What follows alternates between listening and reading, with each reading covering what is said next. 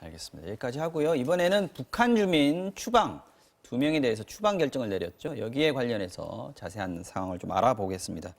자, 변호사님, 보통 이게 지금 어저께 오늘 계속 이야기가 되고 있는데 정치권에서도 좀 시끄럽고요.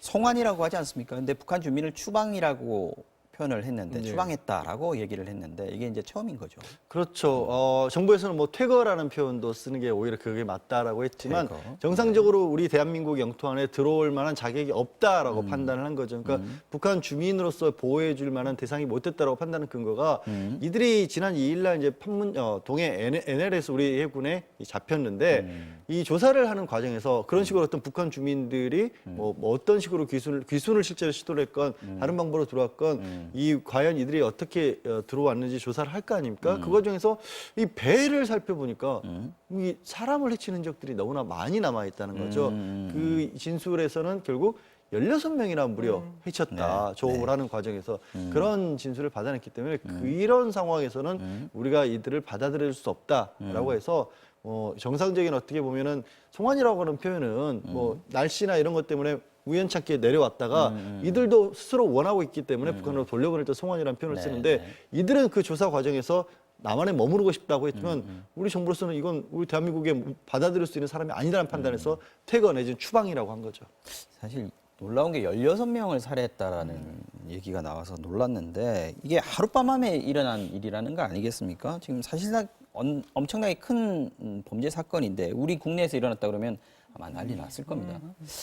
2명이 16명을 상대로 가능한가 싶기도 하고 이 사건의 범죄 사건 개요 좀 설명을 좀 해주십시오. 워낙 흉악한 사건이라서 시청자들을 보시기에 최대한 드라이하게 굉장히 조심스럽게 말씀을 드리겠습니다. 사실 2명이 아니고 3명이 이 범죄를 저질렀다고 합니다. 범죄의 동기는 선장이 자기들에게 가혹한 행위를 했고 자기들의 인격을 못 오겠다라는 어떤 그 격정에 의해서 범죄가 발생했는데 16명이라는 사람의 수가 굉장히 많지만 이것이 개별적으로 떨어져 있으면 1명이 될 수가 있고 3명의 1명에 대해서 살인을 하는 건 쉬울 수가 있습니다. 그래서 먼저 선장을 먼저 살해를 하고 그다음에 각각 바깥에 이제 불침범이라 그러죠. 바깥에 와서 좀 지키라고 해서 한 사람씩 깨워서 차례차례로 살해를 했다라고 이야기하는데 그러면 선장을 죽인 거를 감추기 위해서 다른 다 그거는 정확하게 동기는 아직 나와 있지는 않는 것 같습니다. 예, 그래서 그 부분은 이제 뭐 합동 수사에서 이제 다시 밝혀야 되는 부분인데 이미 이제 북한 갔으니까 그 부분은 못 밝힐 수도 있지만 그런 과정에서 그 1명은 이미 북한에 의해서 검거가 되었고 2명은 그로부터 이제 내려오는 과정에서 우리 이제 정부에게 밝혀졌다고 하는데요. 사실상 참 좀 무서운 살인 사건이 발생했고 제가 법대 돌아오면서 제일 처음에 배웠던 게 그 페스카마호 사건이라고 해서 필리핀 선원들이 대한민국 그 선원들, 대한민국 사람을 다 해상 강도 살인이라는 최초의 죄명이 나오는 범죄를 저질렀는데 그거와 같이 데자뷰가 일어나는 그런 사건이라서 참 어떻게 보면 조금 더 이렇게 그 선장과 여러 가지 어떤 해양 안전 이거를 통해서 대한민국 그 선적에 대한 어떤 안전도 조금 저희들이 더 살펴봐야 되지 않을까라는 생각을 하게 됩니다. 자, 이 사람들이 조사 과정에서 아까 말씀하신 대로 귀순 의사를 밝혔다고 하지 않았습니까? 그런데 우리 정부는 받아들이지 않았습니다. 추방을 한 건데요. 우선 왜 기순이냐, 기순이나 망명 등으로 취급을 하지 않았던 건지 논란이 있는데 이 부분에 대해서 통일부의 설명을 잠깐 들어보겠습니다. 북한 이탈 주민법상 보호 대상이 아니며 우리 사회 편입 시 국민의 생명과 안전에 위협이 되고 흉악 범죄자로서 국제법상 난민으로도 인정할 수 없다고 판단하여 네, 이게 북한 이탈 주민법상 보호 대상이 아니다. 보호 대상이 아닌 건 맞는 것 같아요. 그거는 법상에도 돼 있는 것 같은데 귀순 의사를 밝혔으면 우리 국민으로 봐야 된다 이런 의견들이 있습니다. 그래서 국내에서 재판을 받고 처벌을 받게 해야 되는 거 아니냐.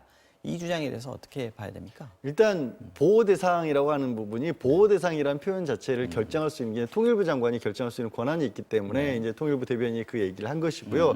그럼 보호 대상도 아닌데 우리나라의 대한민국 영토에 들어오도록 할 수 있는 근거가 뭐냐라는 게 모순이 생겨버리는 겁니다. 보호 대상이 아니더라도 이게 보호라는 말 때문에 데려와서 이렇게 대우를 해준다 이런 의미의 보호라는 의미가 아니라 일단 대한민국에 들어올 수도 북한으로부터의 간섭이나 이런 것들을 배제해주겠다라는 건데 그게 아니라 영토에 들여놓을 자격 자체가 없다라는 게 보호 대상이 아니라는 뜻이거든요. 그렇기 때문에 보호 대상이 아니더라도 데리고 들어와서 재판이라도 하자는 말은 앞뒤가 맞지가 않는 거고요. 두 번째 이제 뭐 승 의원님도 계시지만 이 사람들이 만약에 살인을 저질렀다고 중간에 기소를 하면서는 얘기를 했다고 치더라도 네. 데리고 가서 재판을 하게 되면 이거 형사범죄로서 처벌하는 게 어려울 수도 있어집니다. 굉장히 복잡해집니다. 그러니까 북한 쪽에 있었을 때 벌어진 일이기 때문에 재판받게 됐을 때 그때부터는 입을 다물기 시작하면 이것도 시신 없는 살인 사건이 되는 거고 우리가 수사를 어떻게 할 것이며 재판을 어떻게 할 수 있겠습니까? 게다가 이 사람들 같은 경우에는 우리 쪽에 납포됐기 때문에 지금 대한민국에 들어왔던 거지 원래는 자강도라고 해서 압록강 중류에 있는 북한의 중국 접경지대로 도주해서 중국으로 건너가려던 사람들이었거든요. 그러니까 애초부터 대한민국을 염두에 두고 무슨 범죄를 저질렀다가 대한민국을 염두에 두고 나서 정치적인 사건을 원래 기순이나 벌였던 망명 의사는 없었다라고 사람이 우리가 아니거든요. 그렇기 때문에 도망가려고 이들에 했던 대해서까지 뭐 남북 주민이고 북한의 주민이기 때문에 헌법상 보호를 해줘야 된다. 좀 너무 지나친 얘기가 아닌가 싶습니다. 그럼에도 불구하고 지금 정치권에서는 이걸 문제 삼고 있습니다. 그리고 일부러 숨기려고 했던 거 아니냐 하는 얘기도 나올 거고 이런 게 지금 계속 이런 일 또 있을 수 있거든요. 네네. 이때마다 똑같은 논란이 반복될 수 있는데 좀 정리가 필요할 것 같아요.